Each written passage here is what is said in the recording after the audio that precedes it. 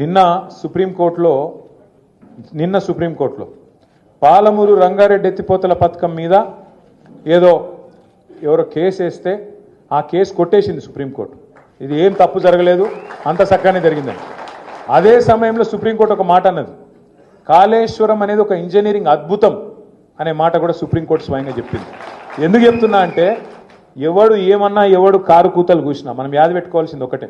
చిన్నప్పుడే పెద్దోళ్ళు చెప్పారు మనోళ్ళు, నిజం అనేది కడప దాటే లోపల అబద్ధం అంగేసుకుని ఊరంతా తిరిగేస్తుందట. అట్లనే ఈ లంగలు వీళ్ళు కాంగ్రెస్ వాళ్ళు. నా డౌట్ అయితే వాళ్ళే గులగొట్టింటారు. ఆ రోజు మేడిగడ్డ దగ్గర కూడా బాంబు గింబ పెట్టి వీడియో ఏదో చేసింటాడు.